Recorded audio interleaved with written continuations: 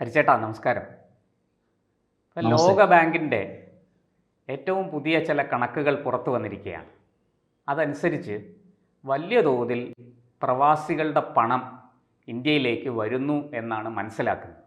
എന്താണ് ഇതിൻ്റെ വിശദാംശങ്ങൾ? ഈ കഴിഞ്ഞ വർഷം, അതായത് 2024 ഇന്ത്യൻ പ്രവാസികൾ ഇന്ത്യയിലേക്ക് അയച്ച തുക, അതിന് റെമിറ്റൻസ് എന്നാണ് പറയുന്നത്, 129 ബില്യൺ US ഡോളറാണ്. ഓ, ചരിത്രത്തിൽ ഒരു രാജ്യത്തിനും ഇത്രയധികം റെമിറ്റൻസ് ലഭിച്ചിട്ടില്ല. ലോക ചരിത്രത്തിൽ ഇന്നേ വരെ ഒരു കലണ്ടർ ഇയറിലോ അല്ലെങ്കിൽ ഒരു ഫിനാൻഷ്യൽ ഇയറിലോ ഇത്രയധികം റെമിറ്റൻസ് ലോകത്തിൽ ഒരു രാജ്യത്തിനും ലഭിച്ചിട്ടില്ല. ഇത് ലോകത്തിന്റെ ചരിത്രത്തിന്റെ ഒരു റെക്കോർഡാണ്. 129 ബില്യൺ US ഡോളർ എന്ന് പറയുമ്പോൾ തന്നെ എനിക്ക് തോന്നുന്നത് ഏതാണ്ട് 10 ലക്ഷം കോടിയിലധികം ഉള്ള ഒരു തുകയാണ് ഇന്ത്യൻ രൂപയിൽ കണക്കിലെടുക്കുമ്പോഴേക്കും. അപ്പൊ അത്ര ഭീമമായ ഒരു തുകയാണ് ഇന്ത്യയിലേക്ക് വന്നത് ഈ കഴിഞ്ഞ വർഷം. അതൊരു റെക്കോർഡാണ്. ഇത് വേൾഡ് ബാങ്കിന്റെ വേൾഡ് റെമിറ്റൻസ് റിപ്പോർട്ട് എന്ന് പറഞ്ഞ് 2024 അതിലാണ് ഈ വിവരം ആധികാരികമായി രേഖപ്പെടുത്തിയിരിക്കുന്നത്.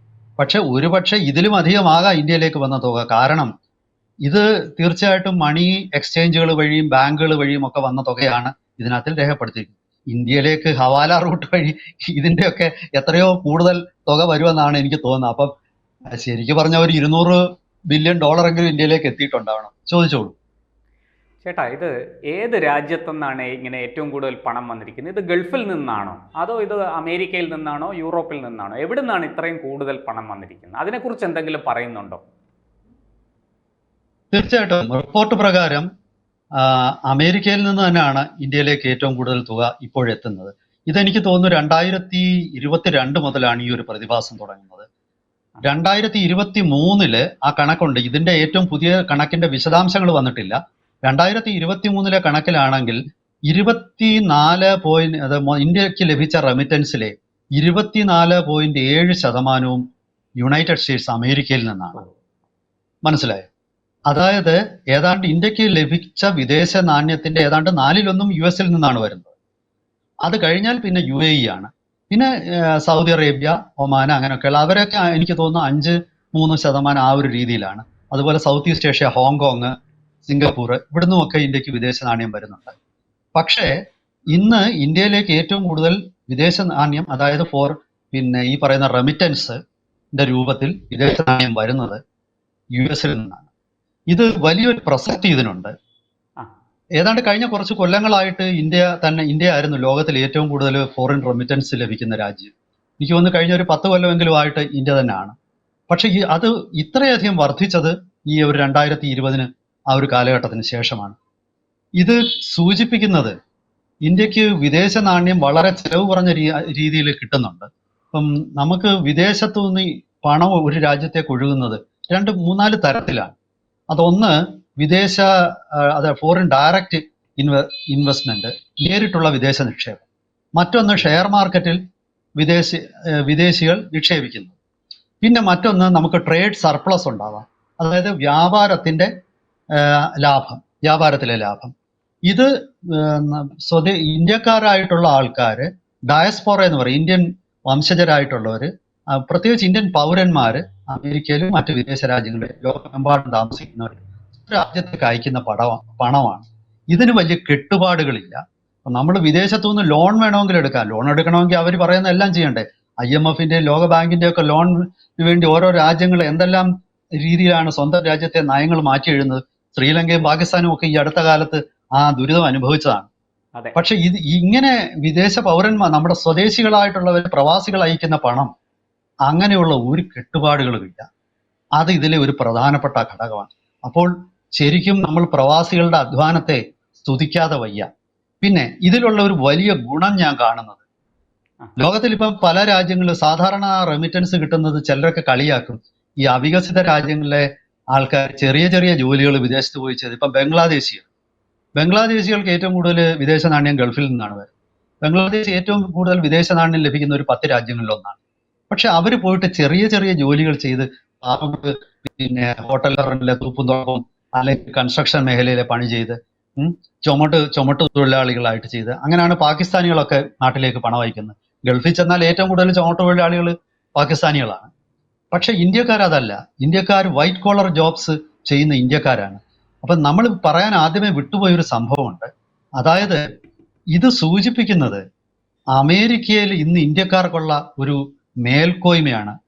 അതായത് നിങ്ങൾ എല്ലാവരും വായിച്ചിട്ടുണ്ടാവും, ഏതാണ്ട് 23ഓളം ഏറ്റവും വലിയ അമേരിക്കൻ കമ്പനികളെ നിയന്ത്രിക്കുന്നത് ഇന്ത്യൻ വംശജരാണ്. അതെ. അതുകൂടാതെ ഇപ്പോൾ തന്നെ ട്രംപിന്റെ പുതിയ ഭരണകൂടത്തിൽ വളരെ തന്ത്രപ്രധാനമായ ജോലികളിലേക്ക് റിക്രൂട്ട് ചെയ്യപ്പെട്ടിരിക്കുന്നത് ഇന്ത്യക്കാരാണ്. ഇന്ത്യൻ വംശജരാവാം, അല്ലെങ്കിൽ ഇന്ത്യയിലുള്ള നിന്ന് ചെന്ന പ്രവാസികളാവാം. അപ്പോൾ ഞാൻ പറയുന്നത് പിന്നെ ഒരു ഉദാഹരണത്തിന് കാഷ് പട്ടേൽ, അദ്ദേഹമാണ് ഇനി FBI ഡയറക്ടർ, മനസ്സിലായോ? അപ്പം അതുപോലെ നിരവധി ആൾക്കാരുണ്ട്. ഞാൻ അവരുടെ 1-2 പേരുടെ പേര് പറയാം. ശ്രീറാം കൃഷ്ണൻ, അദ്ദേഹമാണ് ആർട്ടിഫിഷ്യൽ ഇന്റലിജൻസിനെ കുറിച്ചുള്ള അമേരിക്കൻ പ്രസിഡന്റിന്റെ ഉപദേശകൻ. അദ്ദേഹം Vivek Ramaswamy, department of government എഫിഷ്യൻസിയുടെ തലവനാണ്. അദ്ദേഹവും ഇലോൺ മസ്കും കൂടെ ചേർന്നിട്ടാണ് ഗവൺമെന്റ് സർക്കാരിലെ കാര്യക്ഷമത വർദ്ധിപ്പിക്കാനുള്ള നിർദ്ദേശങ്ങൾ കൊടുക്കുന്ന വ്യക്തികളാണ് അവർ.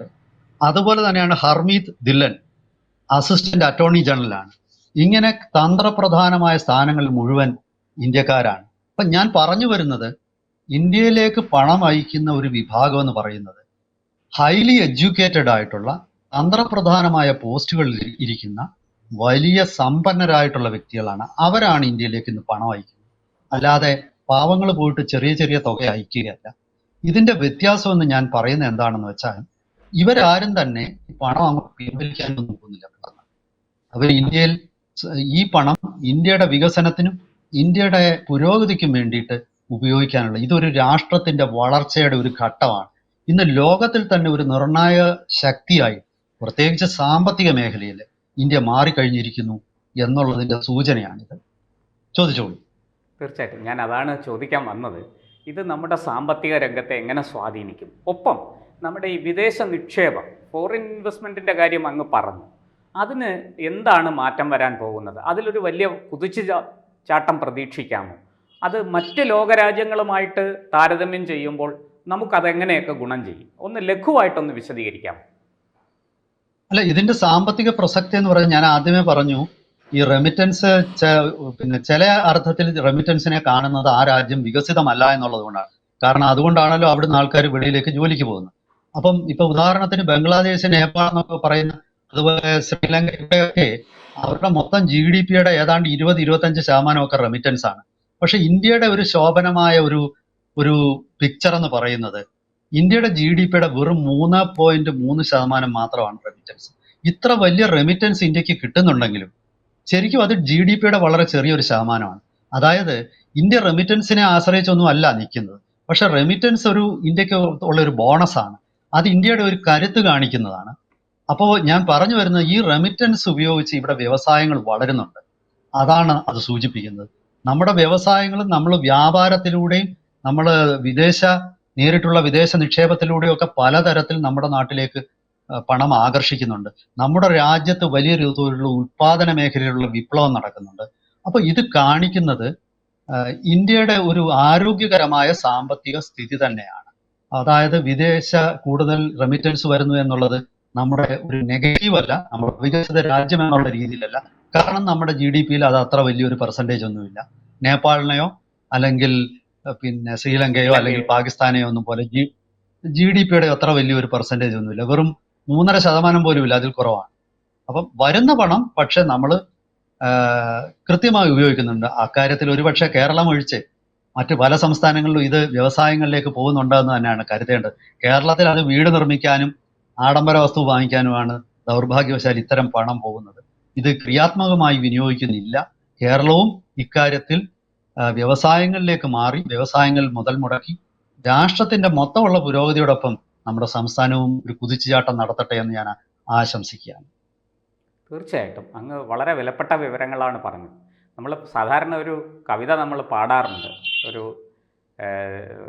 എന്താ പറയണ്ടേ, കേരളം വളരുന്നു സഹ്യനെയും കടന്ന് എന്ന് നമ്മൾ പറയാറുണ്ട്. അപ്പോൾ അത് സത്യത്തിൽ ഇന്ത്യ വളരുന്നു, ഹിമാലയവും ഏഷ്യയും യൂറോപ്പും കടന്ന് ആഗോളമായി ഇന്ത്യ വളരുന്നു എന്നതാണ് ഇപ്പോൾ നമുക്ക് പറയാൻ തോന്നുന്നു. എന്തായാലും അങ്ങ് ഇത്രയും വിവരങ്ങൾ പങ്കുവച്ചതിന് വളരെ നന്ദി. നമസ്കാരം, നന്ദി.